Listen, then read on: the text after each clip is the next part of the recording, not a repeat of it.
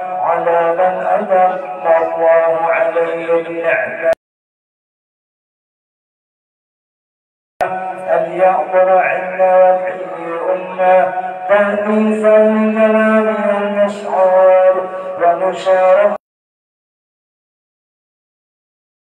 الممنوع. سيدة مريم والسيدة آسيا ومعهما من الحور العين ما انقصر الله له من الشرف بالقسمة الواهية بعد الوقت الذي رتب الله على وجوده وجود هذا المولود فانفلق سبح الكمال من النور عن محمود مذعنا لله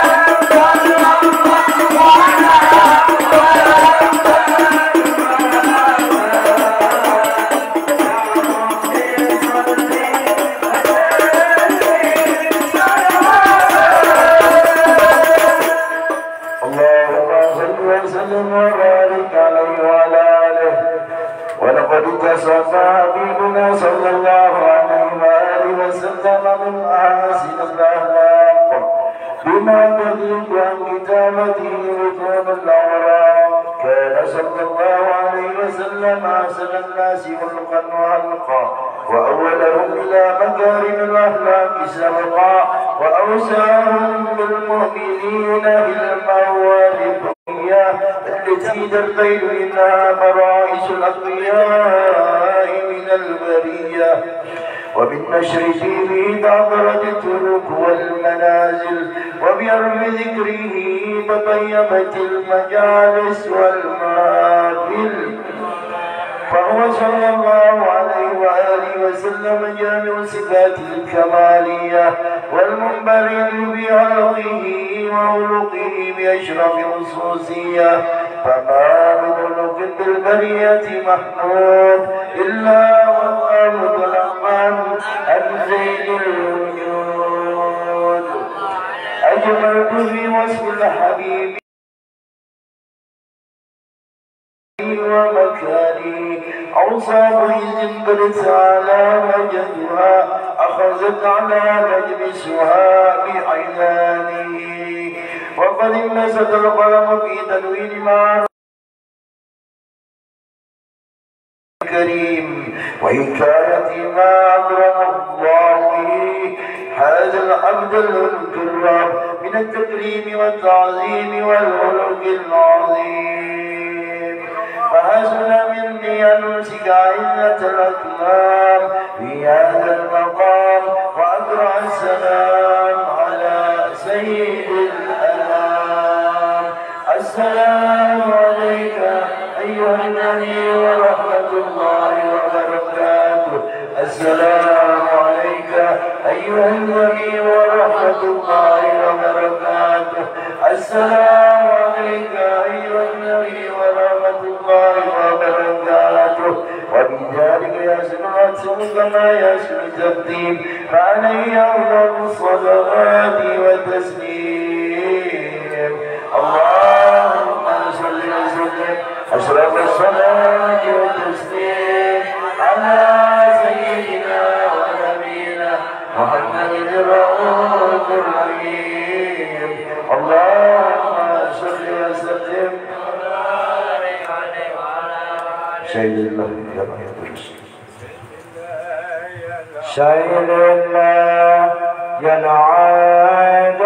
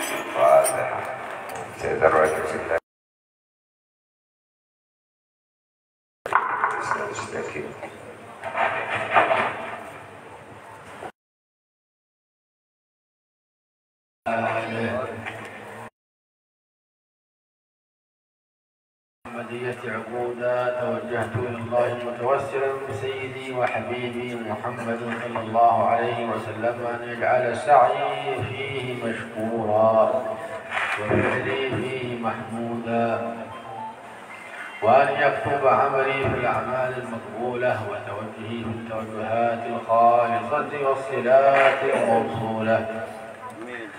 اللهم يا من إليه تتوجه الآمال فتعود ظاهرة، وعلى باب عزتك تحط الرحال فتغشاها من الوثوقات الغامرة، نتوجه إليك بأشرف الوسائل لديك سيد المرسلين عبدك الصادق الأمين سيدنا محمد الذي عمت رسالته العالمين، أن تصلي وتسلم على تلك الذات الكاملة مستودع أمانتك وحفيظ سرك وحامل راية دعوتك الشاملة، الأب الأكبر المحبوب لك والمخصص بالشرف الأفخر في كل موطن من مواطن القرب ومظهر، قاسم إمدادك في عبادك وساقي كوس إرشادك لأهل هداتك ولعهدك من الحافظين. اللهم إن لنا أطماعا في رحمتك الخاصة فلا تحرمنا، وظنونا جميلة هي وسيلتنا إليك فلا تخيبنا، آمنا وتوجهنا به إليك مستشفعين أن تقابل المذنب منا بالغفران والمسيء بالإحسان والسائل بما سأل والمؤمل بما أمل، وأن تجعلنا ممن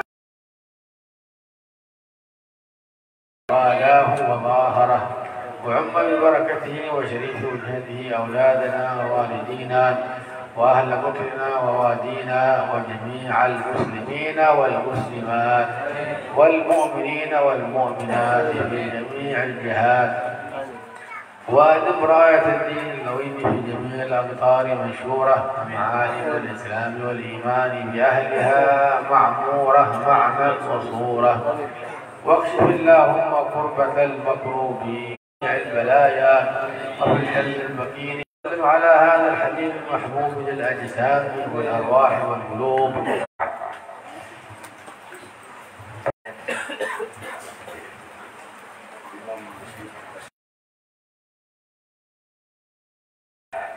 Imam Masjid Ashdaq di Tarik, dan mudah-mudahan kehadiran beliau di sini dan para alim ulama, guru-guru agama menjadikan sebab turunnya rahmat dari Allah SWT.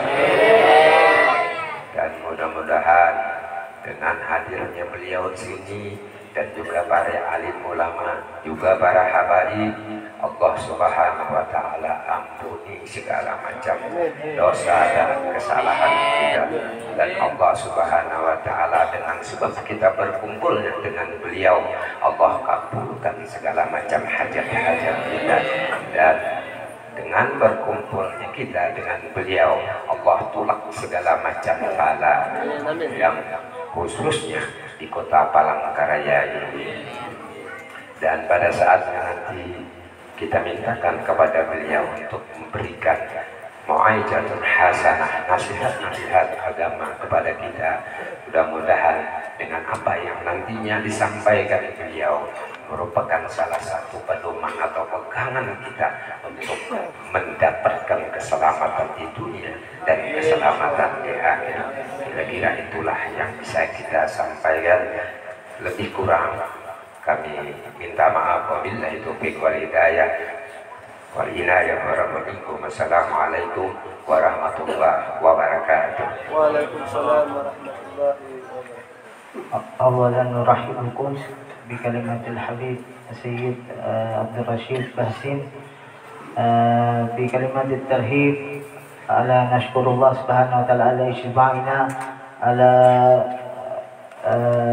على صلتنا في هذا المجلس، ونرحب ضيوفنا الكرام سيد الحبيب علي بن عبد الله العلي دروس الذي جاء من بلاد تريم، وهم من أحد إمام في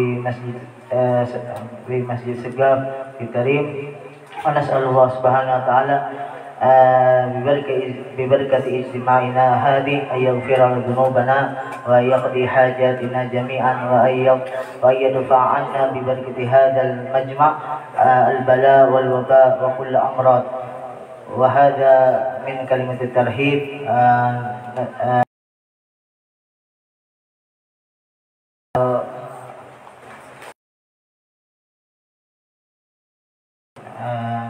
نأتي محاضرة الموعظة ثم بعد موعظة منكم الإجازة يعني نترك صلتنا بكم. السلام عليكم ورحمة الله وبركاته. وعليكم السلام ورحمة الله وبركاته. الحمد لله رب العالمين ونصلي ونسلم على أشرف الأنبياء وصحبه أجمعين. اللهم ارزقنا في الدنيا زيارته. Beliau memulai Al-Habib Ali bin Abdullah Al-Idrus daripada memuji kepada Allah Subhanahu wa taala dan salawat dan salam tak lupa kita haturkan kepada junjungan kita Nabi Muhammad sallallahu alaihi wasallam dan segenap keluarga beliau dan para sahabat beliau hingga akhir zaman. Mudah-mudahan kita diberikan rezeki, diberikan hadiah oleh Allah Subhanahu wa taala untuk berziarah kepada makam Nabi kita Nabi Muhammad sallallahu alaihi wasallam. في الآخرة شفاعته. Di dalam akhiratnya mendapatkan syafaat Nabi kita Nabi Muhammad sallallahu alaihi wasallam. ولا تحرمنا رؤيته. Dan mudah-mudahan Allah Ta'ala tidak haramkan kepada diri kita untuk melihat junjungan kita Nabi besar Muhammad sallallahu alaihi wasallam. أما بعد فنحمده سبحانه وتعالى إذ جمعنا وإياكم في هذا المجلس المبارك. Kita bersyukur kepada Allah Subhanahu wa taala dan berterima kasih kepada Allah Subhanahu wa taala kita diberikan taufik dan hidayah untuk berhadir di dalam majlis yang mulia ini. ونوفق كل من حضر هذا المجلس يجعلنا وإياكم وإياهم قرة عين لسيد الكونين. Dan orang-orang yang diberi taufik, diberi hidayah untuk hadir ke tempat majlis seperti ini, mudah-mudahan mereka semua alaihi wasallam.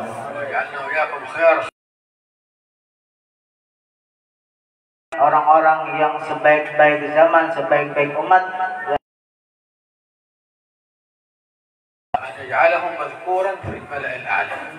dan mudah-mudahan perkumpulan kita ini disebutkan oleh para malaikat di atas langit sana dan pada hadiratnya Allah Subhanahu wa taala. هذا المجلس إن شاء الله سببا لدخول السرور على قلب حبيبنا سيدنا محمد صلى الله عليه وسلم. Dan karena sebab perkumpulan kita ini dengan sebab hadirnya kita di dalam majlis ini menjadikan kebahagiaan kebanggaan Nabi besar Muhammad sallallahu alaihi wasallam. ويفرح النبي صلى الله عليه وسلم عندما يعرض عليه مثل هذه المجالس. Maka Nabi besar Muhammad sallallahu alaihi wasallam itu menjadi bangga, menjadi gembira dengan dinampakkannya kepada beliau daripada ini perkumpulan memuji Rasulullah sallallahu alaihi wasallam. Tidaklah kita gembira, tidaklah karena kegembiraan Nabi besar Muhammad sallallahu alaihi wasallam. Allah Subhanahu wa taala في القرآن الكريم أمرنا نفرح بالنبي صلى الله عليه وسلم. Dan di dalam Al-Qur'an disebutkan bahwasanya Allah Subhanahu wa taala memerintahkan kepada kita untuk bergembira dengan Nabi Muhammad sallallahu alaihi wasallam. Allah Subhanahu wa taala qul bi fadlillahi wa bi rahmatihi fabidzalika falyafrahu wa khairum mimma yajma'un. Di dalam ayat disebutkan qul bi fadlillah, katakan olehmu dengan keanugerahan Allah Subhanahu wa taala dan rahmatnya, fabidzalika falyafrahu, maka dengan itulah kalian berbahagia, itu dengan Nabi Muhammad SAW, dan itulah sepaling baik yang mereka kumpulkan di dalam dunia ini. وما أرسلناك إلا رحمة للعالمين. هذه الرحمة التي نفرح بها وهو النبي صلى الله عليه وسلم.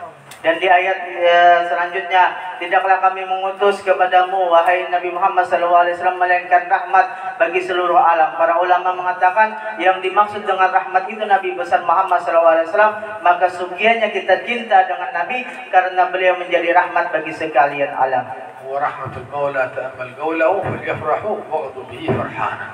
Dan beliau adalah rahmat yang diturunkan oleh Allah Subhanahu wa taala maka renungkanlah, bergembiralah oleh kalian, maka disitulah kegembiraan kita dengan Nabi Muhammad SAW. إذا كان عمه أبو لهب وهو مات على الكفر أبو لهب، لكنه عندما فرح به وبشرت بولادته صلى الله عليه وسلم أعتق جاريته ثويبة. Adalah Abu Lahab pamannya Nabi Muhammad SAW, tetapi beliau meninggal dalam keadaan kufur. Tapi ketika lahirnya Nabi besar Muhammad SAW di dalam dunia ini, dia bergembira dengan sangat bergembira sampai memerdekakan salah satu budak perempuannya dengan sebab kelahiran Nabi Muhammad SAW.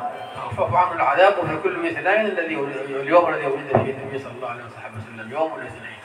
Maka dengan sebab gembiranya Abu Lahab tadi dengan memerdekakan salah satu budaknya, walaupun Allah Ta'ala berikan keringanan oleh Allah Subhanahu wa Ta'ala. Demikianlah pada hari Senin itu merupakan rahasia, ada rahasia yang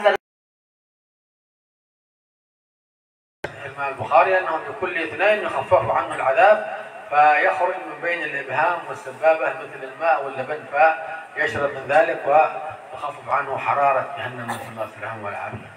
Maka diriwayatkan di dalam kitab Sahih Bukhari bahwasanya Abu Lahab tadi dengan sebab gembiranya dengan kelahiran Nabi Muhammad SAW, walaupun beliau dalam keadaan kafir, maka setiap hari Senin Allah Ta'ala berikan kemuliaan dikeluarkannya daripada api neraka. Lalu Allah Ta'ala berikan di antara dua jarinya, antara yang mana di situ meringankan daripada adab Abu Lahab. وإذا كنا فرحانين بالنبي صلى الله عليه وسلم فعلينا أن نتبعه ولا نخالف شريعته. Maka apabila kita mengaku gembira, bangga dengan Nabi besar Muhammad SAW, maka sugianya kita harus mengikuti daripada jejak beliau, mengikuti daripada akhlak beliau, mengikuti daripada syariat beliau, dan janganlah kita melanggar daripada yang dilarang oleh Nabi Muhammad SAW. ونحرص على جميع الأعمال الصالحة حتى عندما تعرض عليه يفرح بها ويحمد الله ويدعو لنا. Maka kita harus sugiannya, kita harus berbangga-bangga, maka kita harus bersemangat ibadah kepada Allah Subhanahu wa Ta'ala. Dengan sebab ibadah tadi, amal kita ditunjukkan kepada Nabi besar Muhammad SAW sampai beliau gembira kepada kita dan mendoakan kita daripada amal kebaikan kita tadi. نحن دائما في تواصل مع النبي صلى الله عليه وسلم. Kita semua ini sering وهو معنا في كل زمان وفي كل مكان. Dan Nabi Muhammad SAW berserta kita di setiap masa dan setiap zaman. قال سبحانه وتعالى واعلموا أن فيكم رسول الله.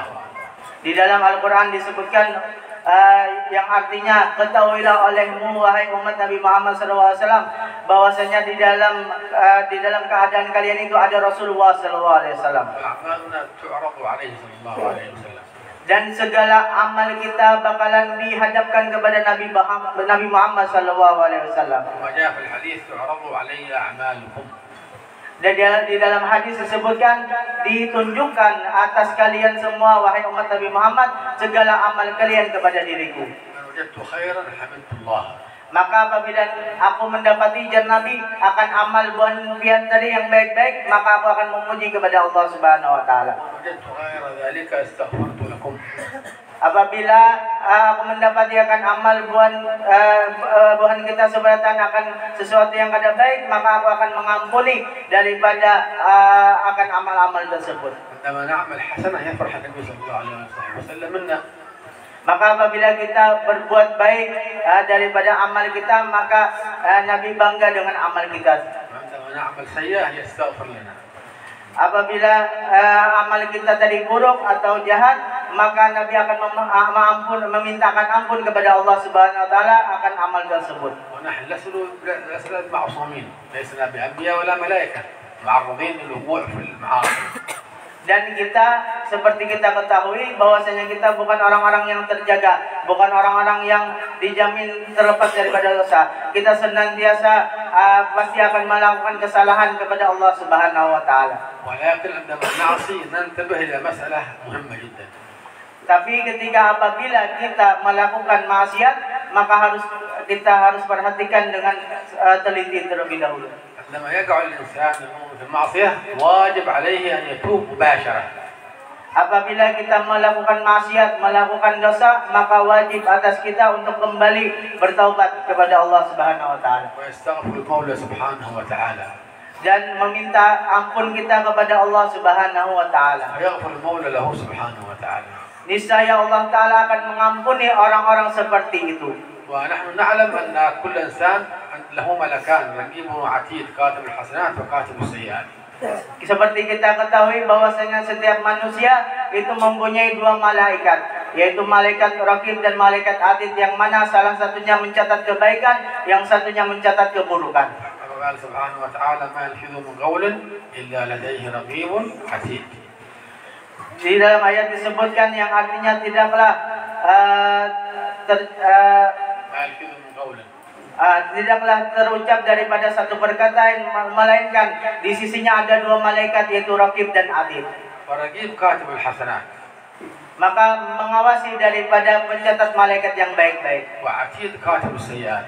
Dan mengawasi daripada sebelahnya yang kiri, yaitu malaikat pencatat dosa. فإذا عمل المؤمن حسنة تكتب مباشرة وتضاعف إلى 10 حسنات من فضل المولى سبحانه وتعالى. Maka apabila seseorang tadi mengerjakan kebaikan, melakukan sesuatu kebaikan, maka langsung ditulis oleh malaikat tersebut dan dilipat gandakan daripada 10 kebaikan daripada perbuatan baik tersebut.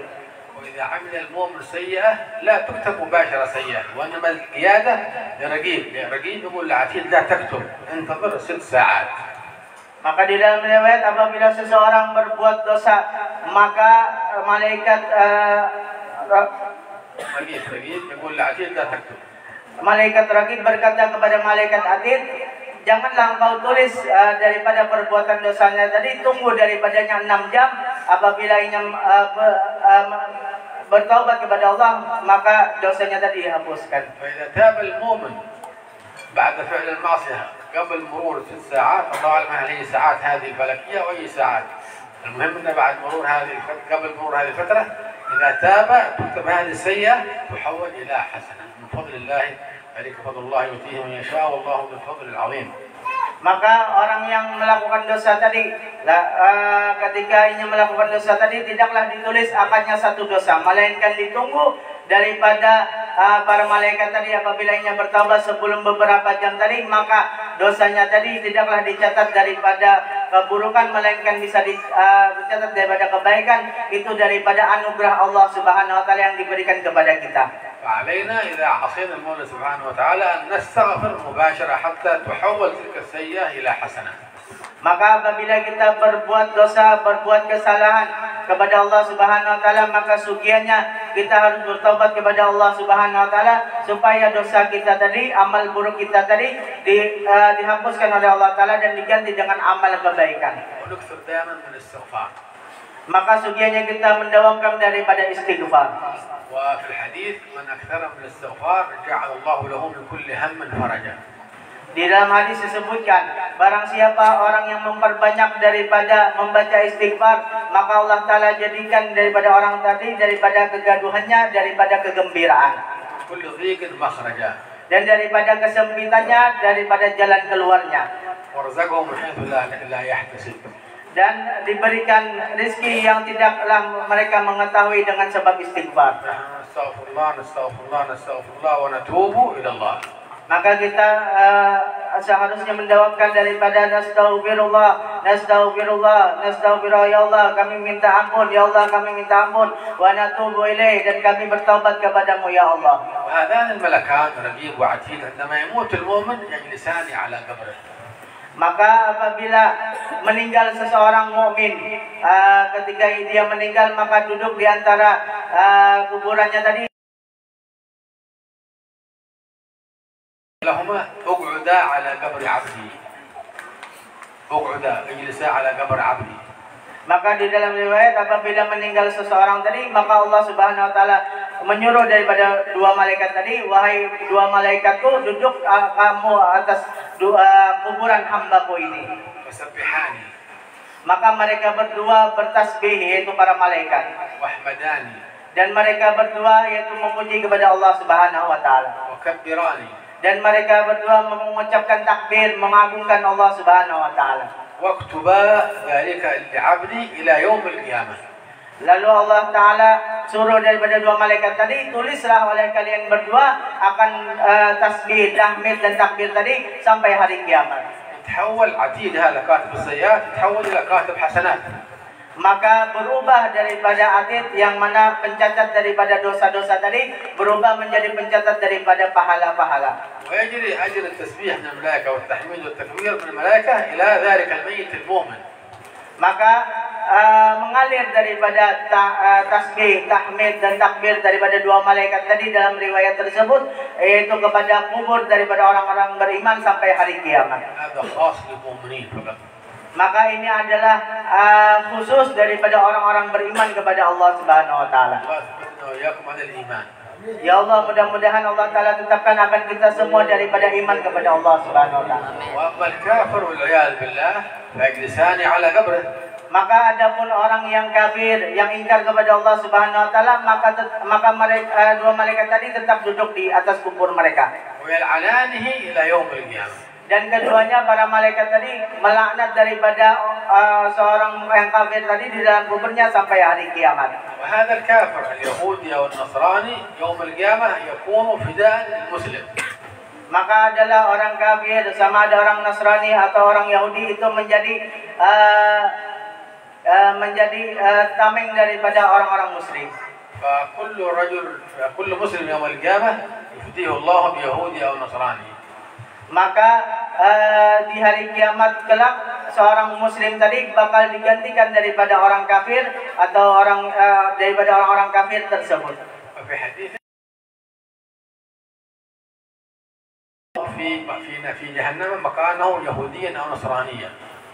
Maka di dalam riwayat disebutkan ketika di hari kiamat tersebut maka seorang mukmin tadi bakal digantikan tempatnya di neraka jahanam tadi daripada orang-orang Yahudi atau orang-orang Nasrani.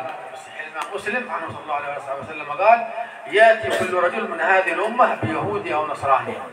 Maka di dalam hadis Imam Muslim disebutkan datang satu orang muslim di hari kiamat kelak, itu bakal menggantikan daripadanya di api neraka itu antara orang Yahudi atau orang Nasrani.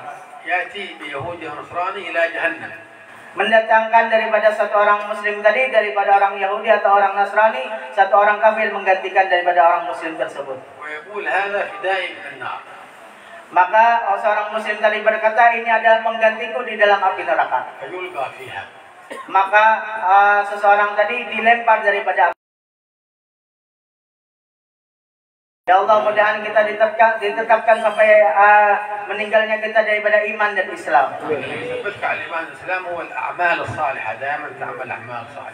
Maka di antara sesuatu yang menetapkan kita daripada keimanan dan keislaman kita, yaitu seringnya kita beramal saleh, berbuat baik kepada Allah Subhanahu wa taala. Alhamdulillah, qara'atul maulid fi hadha al-majlis al-karim al-mubarak. Maka kita alhamdulillah beruntung ketika kita membaca Maulid Nabi Muhammad SAW.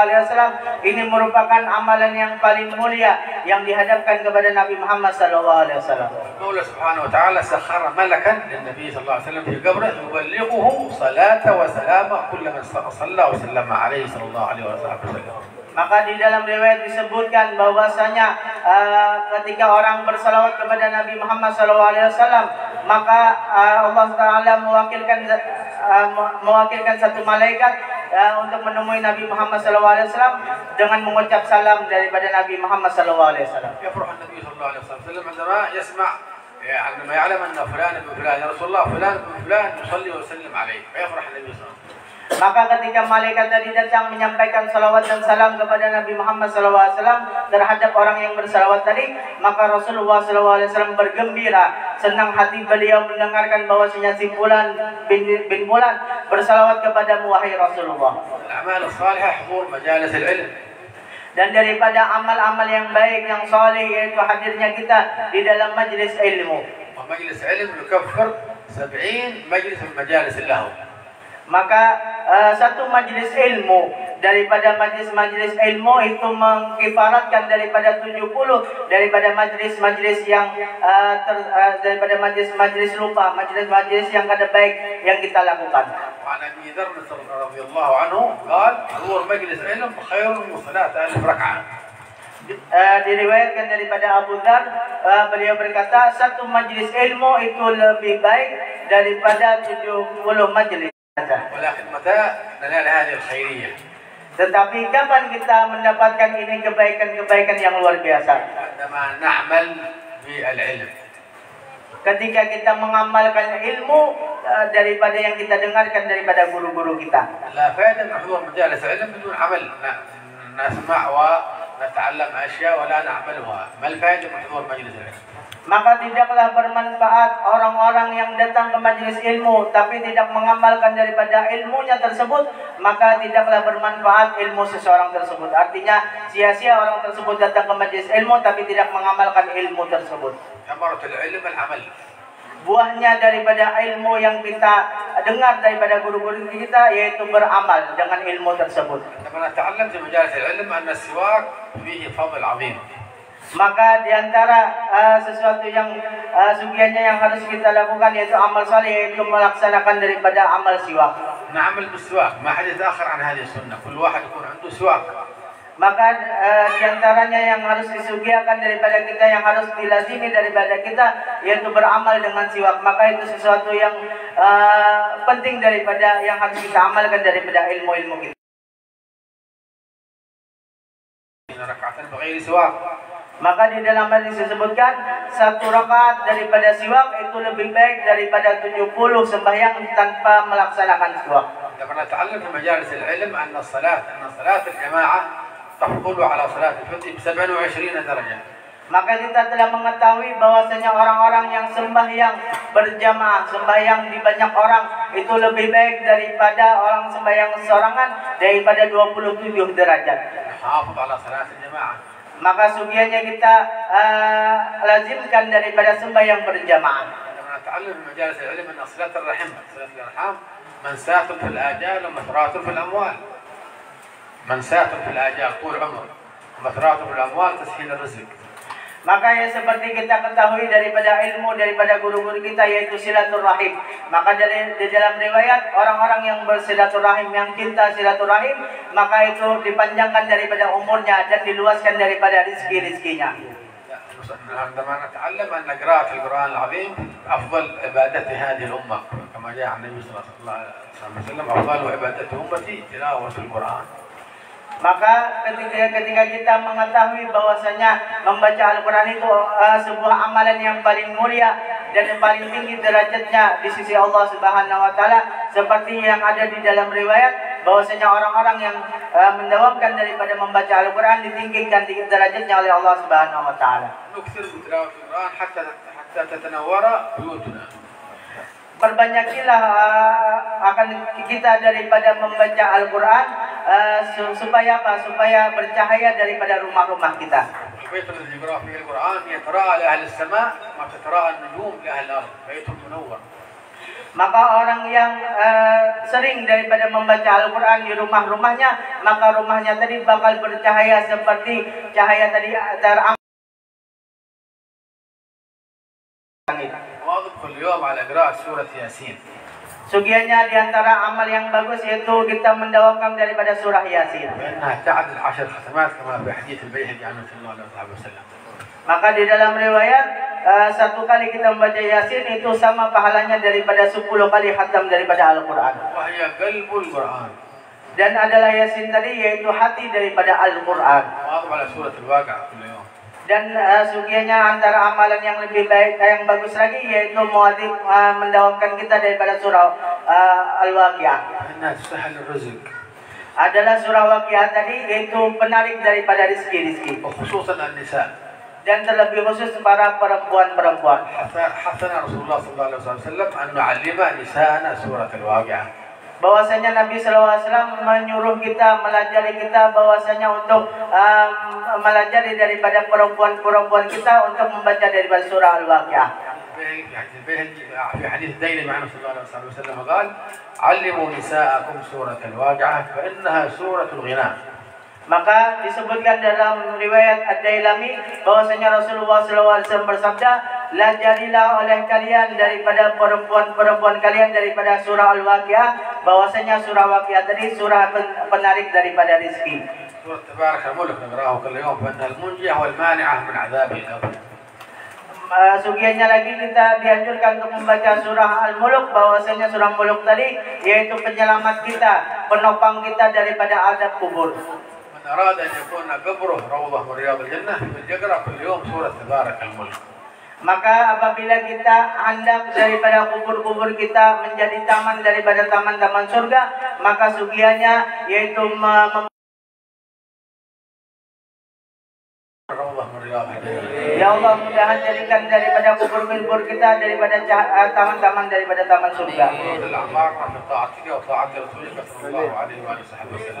Ya Allah, panjangkan daripada umur kita daripada taat kepada Allah.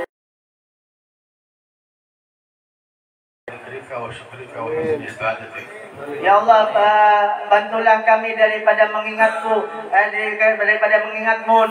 dan daripada syukurmu dan daripada amal kebaikan kepadamu ya Allah. Dan jadikanlah kami seberatan menjadi ulama-ulama al-amilin. Ya Allah, jadikanlah kami daripada ahli Al-Quran al-Azim. Ya Allah, jadikanlah kami daripada kebanggaan Nabi Muhammad SAW. Ya Allah, berkahilah ini majlis dan orang-orang yang melaksanakan daripada ini majlis dan orang-orang yang sering datang daripada majlis ini. Ya Allah, pandanglah daripada kami seberatan dan baguskanlah daripada hati-hati kami. Ya Allah, ampunilah daripada dosa-dosa kami, daripada kesalahan-kesalahan kami ya Allah. Ya Allah, lipat gandakanlah pahala-pahala kami. Ya Allah, gantikanlah dosa-dosa kami daripada kebaikan-kebaikan. Ya Allah, sampaikanlah kami seberatan kepada Baitullahil Haram. Ya Allah, sampaikanlah kami kepada daripada maqam Nabi Muhammad SAW pada setiap tahunnya. Allahumma rabbana atina fid dunya hasanatan wa fil akhirati hasanatan wa qina adzabannar. Assalamualaikum warahmatullahi wabarakatuh. Ini yang bisa ulun sampaikan. Minta maaf, minta halal, minta ridha. Billahi taufiq wal hidayah. Wassalamualaikum warahmatullahi taala wabarakatuh. Bismillahirrahmanirrahim. Qul huwallahu ahad, Allahus samad, lam yalid wa lam yulad wa lam yakul lahu kufuwan ahad. Bismillahirrahmanirrahim. Qul huwallahu ahad, Allahus samad, lam yalid wa lam yulad wa lam yakul lahu kufuwan ahad. Bismillahirrahmanirrahim. Qul huwallahu ahad, Allahus samad, lam yalid wa lam yulad wa lam yakul lahu kufuwan ahad. La ilaha illallah, Allahu akbar. قل أعوذ برب الفلق من شر ما خلق من شر غاسق إذا وقب من شر النفاثات في العقد ومن شر حاسد إذا حسد. لا إله إلا الله والله أكبر. بسم الله الرحمن الرحيم. قل أعوذ برب الناس ملك الناس إله الناس من شر الوسواس الخناس الذي يوسوس في صدور الناس من الجنة والناس. لا إله إلا الله والله أكبر ولله الحمد. بسم الله الرحمن الرحيم. الحمد لله رب العالمين الرحمن الرحيم مالك يوم الدين. إياك نعبد وإياك نستعين اهدنا الصراط المستقيم صراط الذين أنعمت عليهم غير المغضوب عليهم ولا الضالين آمين. أفضل الذكر فاعلم أنه لا إله إلا الله. لا إله إلا الله. لا إله إلا الله. لا إله إلا الله. لا إله إلا الله. لا إله إلا الله. لا إله لا إله إلا الله لا إله إلا الله لا إله إلا الله لا إله إلا الله لا إله إلا الله سيدنا محمد رسول الله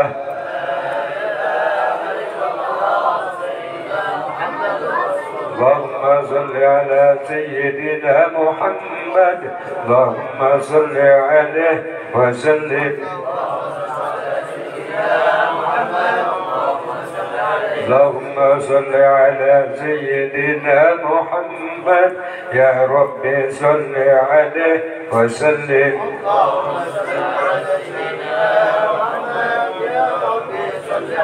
سبحان الله وبحمده سبحان الله العظيم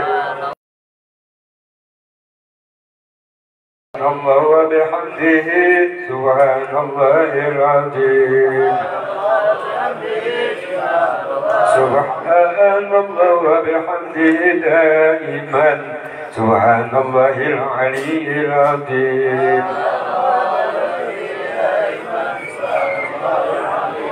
اللهم صل على حبيبك سيدنا محمد وعلى آله وصحبه وبارك وسلم أجمعين.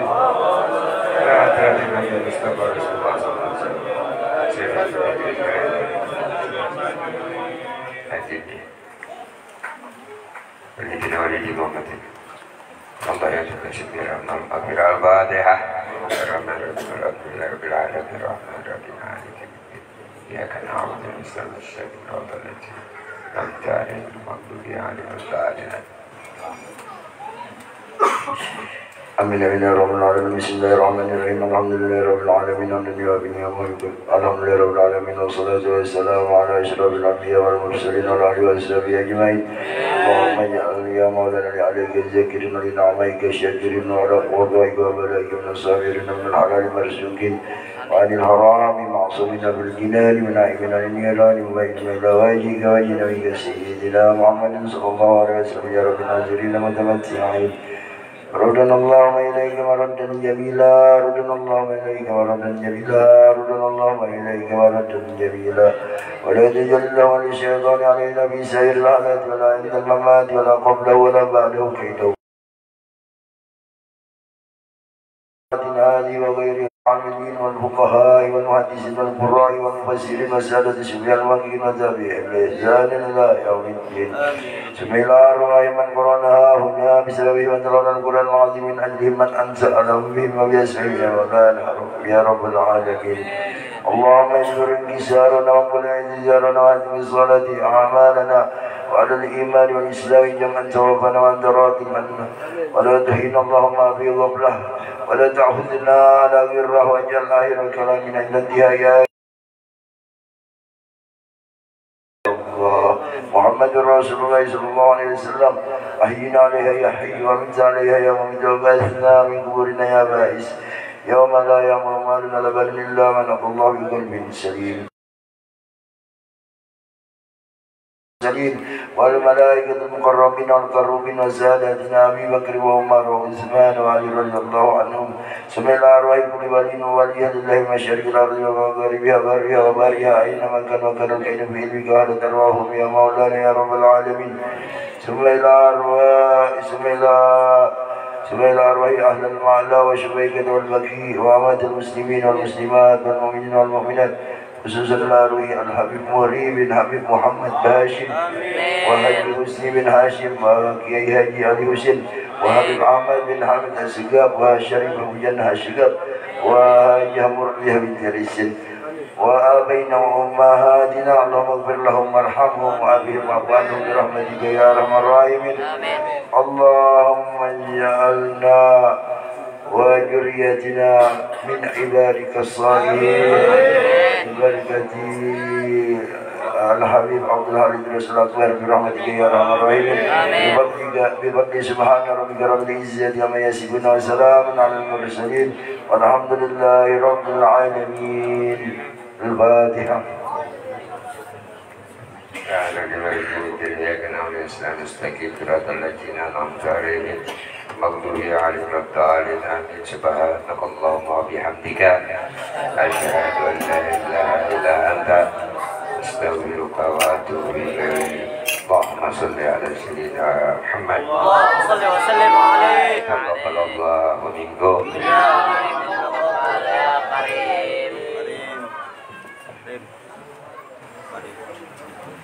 karim.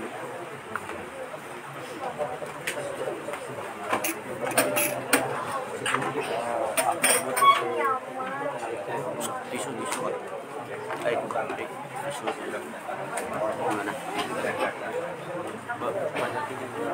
Ini gimana mandinya mana?